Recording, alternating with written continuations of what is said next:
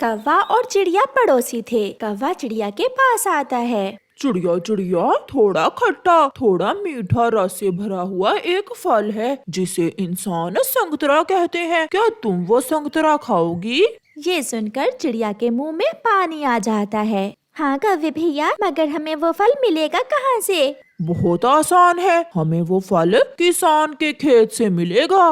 फिर कौवा और चिड़िया किसान के खेत से संतरे का फल खाने चले जाते हैं। किसान पेड़ के नीचे सोया हुआ था। पके हुए लाल लाल संतरे देखकर चिड़िया और कौवे के मुंह से पानी आ रहा था। कौवे भैया, वो किसान सो रहा है। मैं पेड़ के ऊपर जाकर संतरे तोड़ती हूँ और तुम नीचे से इकट्ठे करना। और फिर हम जंगल में जाकर मजे मजे से खाएंगे। फिर वो ऐसा ही करते हैं। चिड़िया पेड़ के ऊपर बैठ जाती है। वो संतरे तोड़ तोड़ कर नीचे गिराती है और कालू कौवा संतरे इकट्ठे करता है। बेख्याली में चिड़िया से एक संतरा किसान के सर के ऊपर गिर जाता है, जिससे वो किसान जाग जाता है। चोर चोर, मैं छोड़ूंगा नहीं तुम्हें। चिड़िया तो पेड़ के ऊपर थी। चिड़िया जल्दी से उड़ जाती है, मगर कौवा भागते हुए 2-4 संतरे उठाने के चक्कर में पकड़ा जाता है। किसान कौवे को टांगों से पकड़कर उल्टा लटका देता है। चोर चोर कहीं के, तुम्हें तो मैं पेड़ से बांध कर मारूंगा। किसान जी छोड़ दें, गलती हो गई, प्लीज मुझे छोड़ दें। मेरे बाप की तौबा, मैं फिर कभी इस दिशा में नहीं आऊंगा। हम इंसान इतनी आसानी से नहीं मानते। चिड़िया घबराई हुई जंगल जाती है। मिठू मिठू जल्दी करो, कुछ करो, कौवा पकड़ा गया है, कौवा पकड़ा गया है। चिड़िया रानी कुछ बताओ भी, हुआ क्या है? मैं और कौवा किसान के खेत से संतरे खाने गए थे। किसान जाग गया, मैं तो भाग आई, मगर कालू कौवा पकड़ा गया है। इंसान बहुत लालची होते हैं। अब तो वो कौवे को ऐसे नहीं छोड़ेगा, हमें उसे कोई लालच देना होगा, फिर ही वो इंसान कौवे को छोड़ेगा। मगर हम उसे क्या दे सकते हैं? मैं इंसानों के साथ रहा हूँ, मुझे मालूम है इंसानों को क्या क्या पसंद होता है। मैं आपके साथ चलता हूँ। फिर मिठू तोता और चिड़िया फिर से उस किसान के पास जाते हैं। ओ तेरी, इस किसान ने तो कौवे को उल्टा लटकाकर पेड़ से बांध रखा है। चिड़िया और मिठू एक पेड़ पर जाकर बैठ जाते हैं। अपने दोस्तों को देखकर कालू कौवे की जान में जान आती है। मुझे बचा लो मेरे दोस्तों, मुझे बचा लो। इंसान जी, अगर हम आपको समोसे लाकर दें तो क्या आप हमारे दोस्त को छोड़ देंगे? नहीं, मुझे समोसे पसंद नहीं है। तो फिर क्या आप मीठी जलेबी खाओगे?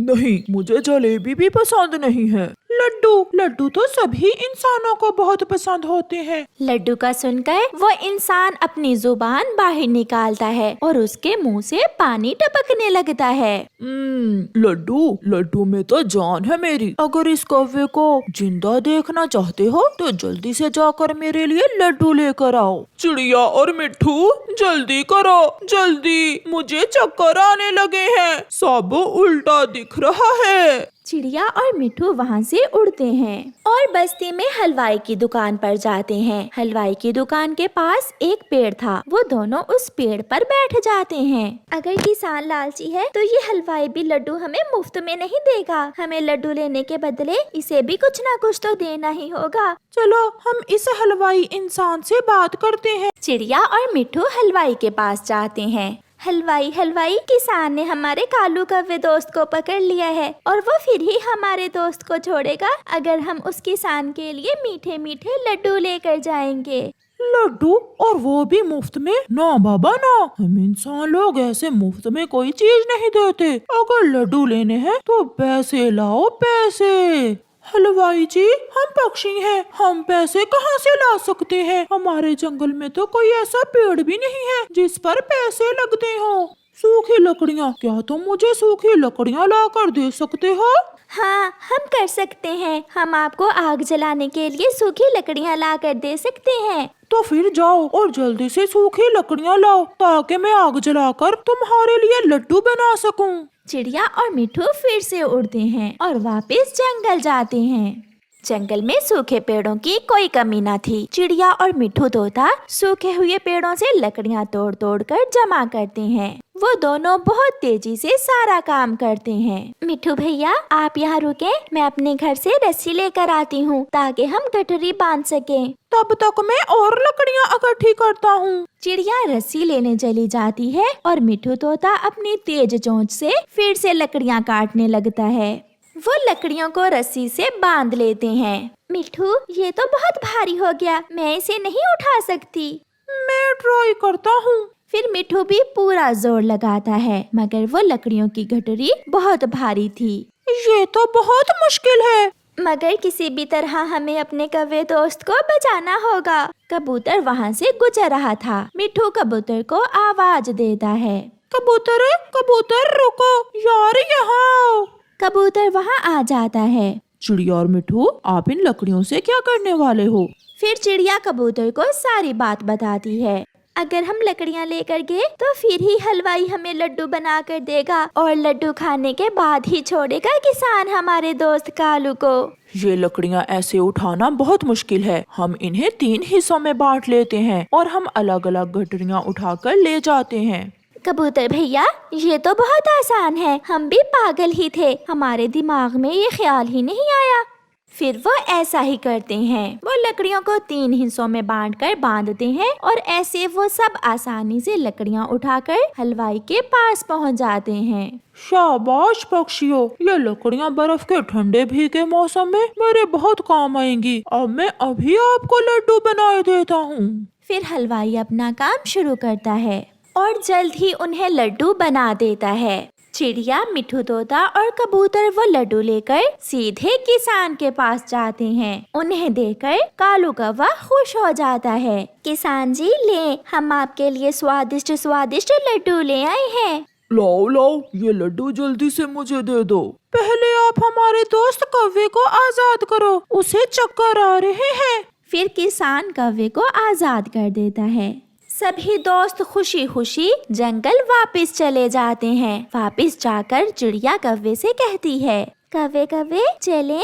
कहाँ? संतरे खाने। ये सुनकर सब हंसने लग जाते हैं। इसीलिए तो कहते हैं, पक्के और सच्चे दोस्त कैसी भी मुश्किल हो साथ नहीं छोड़ते। प्यारे दोस्तों, इस कहानी को लाइक करें और अपने दोस्तों के साथ जरूर शेयर करें और कमेंट करना बिल्कुल न भूलना। आपका धन्यवाद। गुड़िया बेटी, अब बस भी करो, मुझे जाना है। मगर पापा, बाहर तो बारिश हो रही है। तो क्या आज आप भूखे रहोगे? अगर मैं जाऊंगा नहीं तो आप भोजन कैसे खाओगे?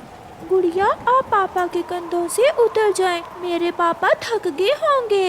ओए होए होए, मेरे पापा, पापा मेरे भी हैं। अच्छा बच्चों, अब अपने पापा को जाने दें, देर हो रही है इन्हें। फिर गुड़िया अपने पापा के कंधों से उतर जाती है और पापा चिड़िया अपने परिवार के लिए भोजन लेने चला जाता है। तेज बारिश में पापा चिड़िया को उड़ने में बहुत मुश्किल हो रही थी और वो एक घने पेड़ के नीचे थोड़ी देर बैठ जाता है। ये बारिश तो अभी रुकने वाली नहीं, मेरे बच्चे भूखे होंगे, मुझे इस बारिश में ही जाना होगा। अपने बच्चों का सोचकर पापा चिड़िया फिर से उड़ता है। बारिश के कारण दूर तक देखना बहुत मुश्किल था, इसलिए पापा चिड़िया पेड़ों से ऊपर उड़ रहा था। हवा तेज हो जाती है जो पापा चिड़िया को कभी ऊपर तो कभी नीचे धकेल रही थी। काफी देर के बाद बारिश थम जाती है और मौसम साफ हो जाता है। पापा चिड़िया को भी एक फलदार पेड़ दिख जाता है। ये मीठा फल देखकर गुड़िया तो बहुत खुश होगी। फिर पापा चिड़िया उस पेड़ से 3 फल तोड़ लेता है। वाह रे चील, तेरी किस्मत, ऐसे ठंडे ठंडे मौसम में गरम गरम मांस, आज तो मजा ही आ जाएगा। ऐसा सोचकर वो दुष्ट चील उड़ती है और पापा चिड़िया के पास जाती है। मुझे जाने दो, मेरे बच्चे भूखे हैं।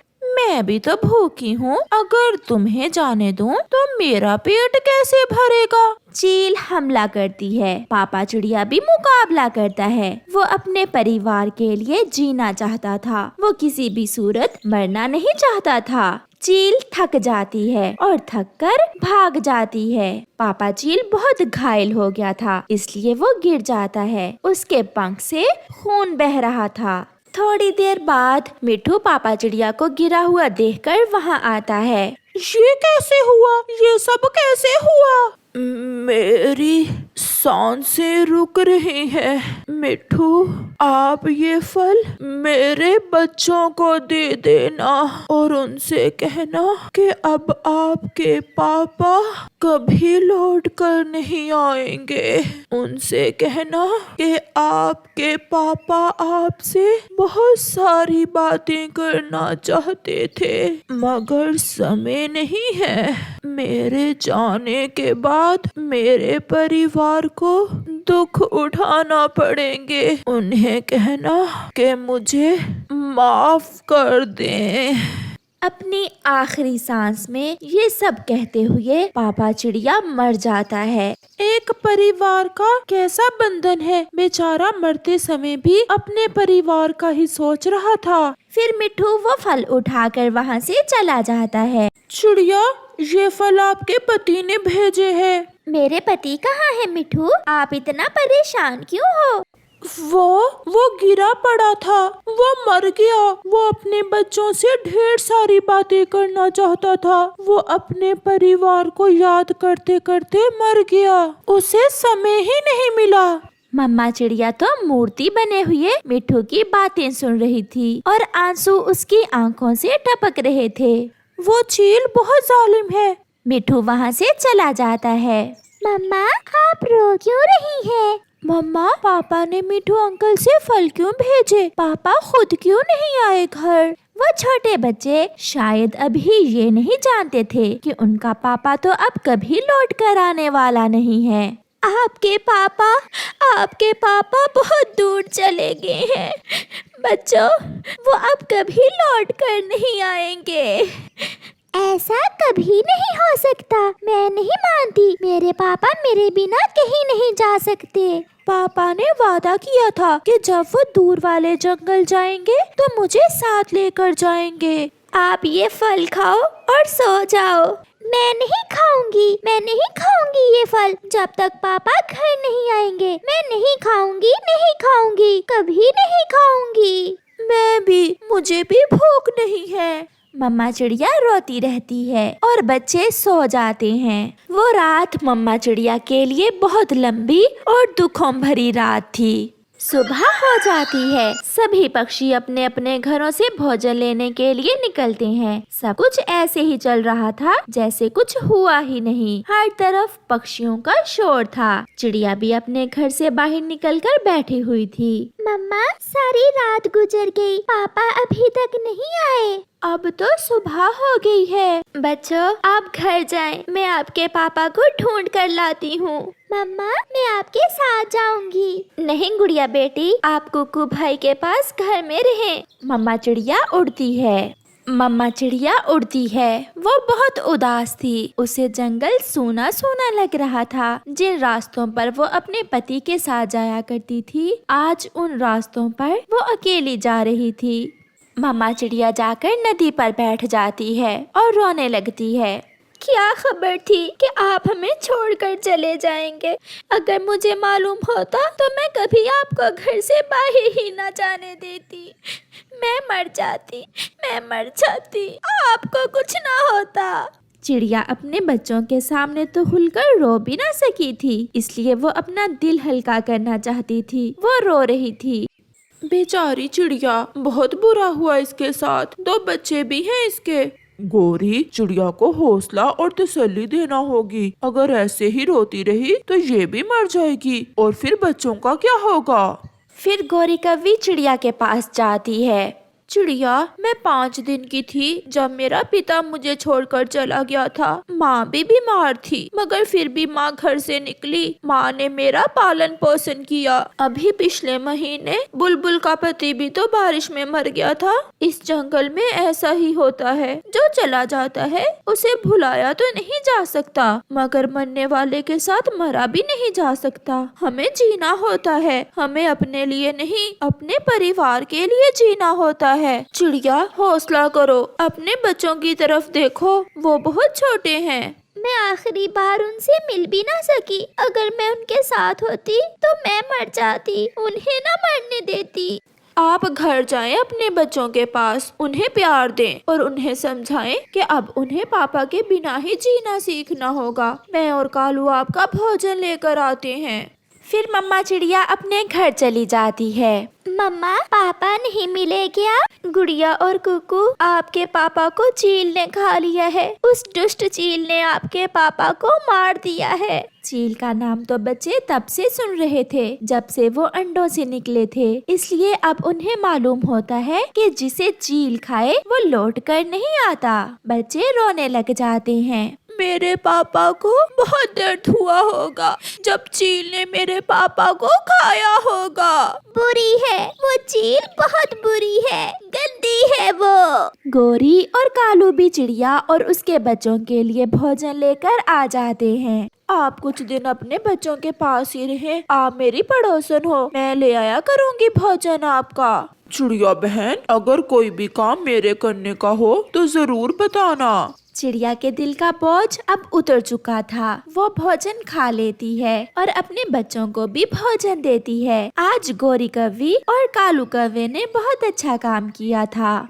प्यारे दोस्तों, आप भी अपने मम्मा पापा का बहुत प्यार किया करें। क्या पता कल वो हमारे साथ हो या ना हो। आपका धन्यवाद।